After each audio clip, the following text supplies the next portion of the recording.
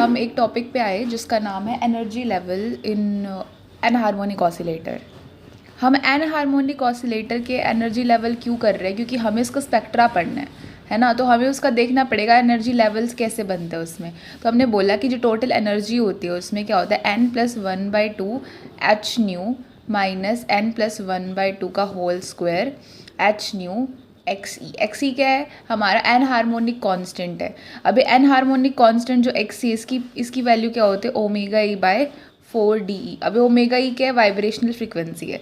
यहाँ पे H new है, बट यहाँ पे हम क्या कर सकते हैं, एच न्यू की जगह हम फ्रीक्वेंसी की टर्म्स में भी लिख सकते हैं, that is omega E minus n+1/2 का होल स्क्वायर ओमेगा ई एक्स ई। ठीक है, और एक्स ई क्या है, ओमेगा ई बाय 4 DE है। तो ये हम एन हार्मोनिक के केस में करते हैं। हमने क्या बोला, हम एन हार्मोनिक के केस में क्यों पढ़ रहे हैं, क्योंकि एन हार्मोनिक ही हमारी रियल कंडीशन फॉलो करता है।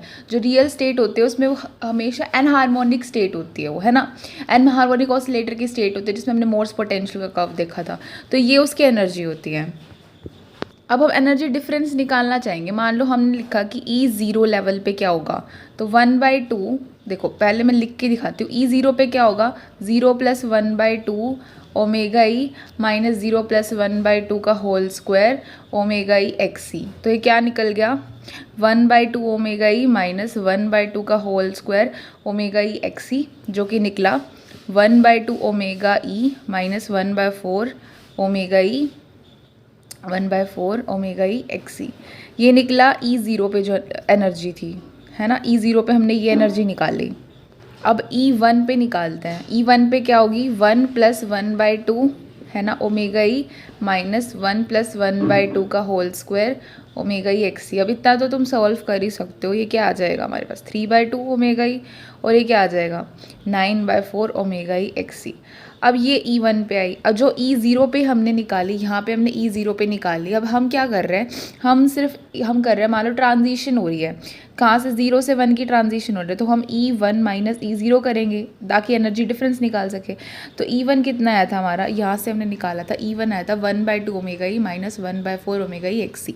तो वो लिख देते हैं 1/2 ओमेगा ई माइनस 1/4 ओमेगा ई एक्स ई। फिर हमने क्या किया, E0 जो ये E0 था, पहले E1 लिखना पड़ेगा हमको। E1 ये है, तो 3/2 ओमेगा ई माइनस 9/4 ओमेगा ई एक्स ई माइनस हमारा जो 0 स्टेट का था 1/2 ओमेगा ई माइनस 1/4 ओमेगा ई एक्स ई। इसको सॉल्व करोगे तो एनर्जी डिफरेंस आएगा हमारे पास ओमेगा ई माइनस 2 ओमेगा ई एक्स ई। सॉल्व करके देख लेना, दिस इज़ योर होमवर्क। ठीक है, तो ओमेगा ई माइनस 2 ओमेगा ई एक्स ई इसका एनर्जी डिफरेंस आएगा। ठीक है, तो हमने क्या किया, मतलब 0 से 1 का एनर्जी डिफरेंस जो था वो कितना निकाला, ओमेगा ई माइनस 2 ओमेगा ई एक्स ई। ऐसे अगर हम निकालते जाएंगे ना अलग अलग एनर्जी लेवल का, कि अब क्या करेंगे कि हम जैसे मान रहे E0 का जो भी एनर्जी डिफरेंस हमने x निकाला, E1 का y निकाला, एक्स वाई जिस नोटेशन दे रही हो कि कुछ ना कुछ आया होगा, इसका भी कुछ ना कुछ आया था, तो इन दोनों का डिफरेंस ओमेगा ई माइनस 2 ओमेगा ई एक्स ई आया था। ठीक है, तो अब E2 मान लो कुछ भी आ जाएगा, मान लो z आ गया, तो इन दोनों का डिफरेंस क्या आएगा, ओमेगा ई माइनस 4 ओमेगा ई एक्स ई।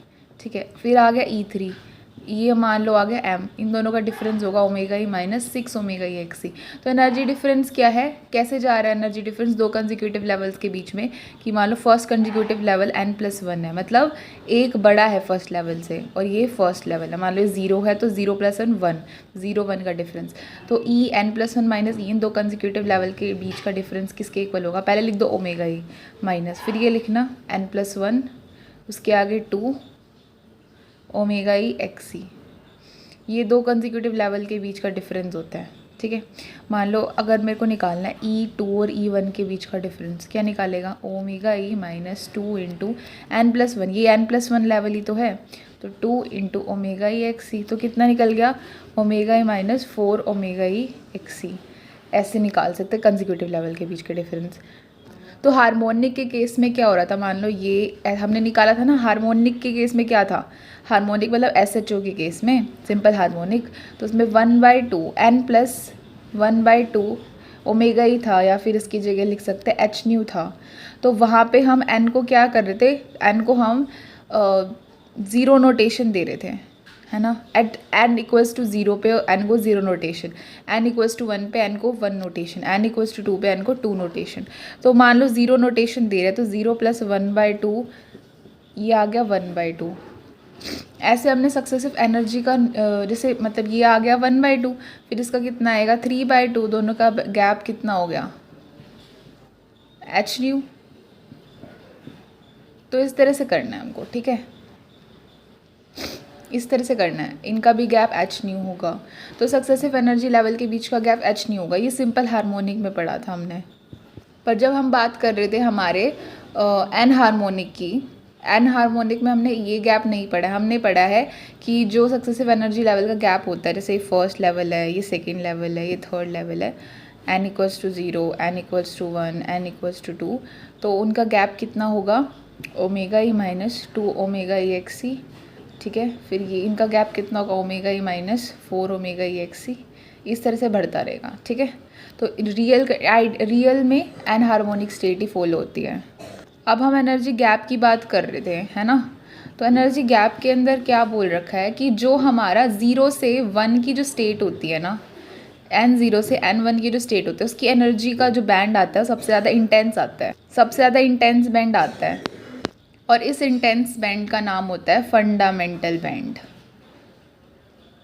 ठीक है। सो n0 से 1 का जो बैंड आता है वो बहुत इंटेंस आता है और उस बैंड का नाम होता है फंडामेंटल बैंड, ठीक है। फिर यहाँ पे एक और कंसेप्ट आता है ओवरटोन का। फिर हमने बोला कि जो ट्रांजिशन होती है ना, ट्रांजिशन क्या होते हैं, एनहार्मोनिक में ये वाली ट्रांजिशन भी हो सकती है, 0 से 2 की भी हो सकती है, 0 से 3 की भी हो सकती है। जस्ट 0 से 1 की जो ट्रांजिशन है, ये 0 है, सो 0, ये n इक्वल्स टू 1 है, ये n इक्वल्स टू 2 है, ये n इक्वल्स टू 3 है। जस्ट 0 से 1 की जो ट्रांजिशन है सबसे इंटेंस होती है, जिसको हम फंडामेंटल बैंड का नाम देते हैं, ठीक है। पर 0 से 1 की भी हो सकती है, 0 से 2 की भी हो सकती है, 0 से 3 की भी हो सकती है ना। तो ये जो होती है ना कि जिसमें एनर्जी डिफरेंस मतलब जो क्वांटम नंबर का डिफरेंस है वो +-2 का होता है, उसको हम बोलते हैं ओवरटोन। तो 0 से 2 हो रही है, 0 से 2 हो रही है, इसको बोलेंगे फर्स्ट ओवरटोन। 0 से 2 फर्स्ट ओवरटोन, 0 से 3 होती है सेकंड ओवरटोन, 0 से 4 होती है थर्ड ओवरटोन,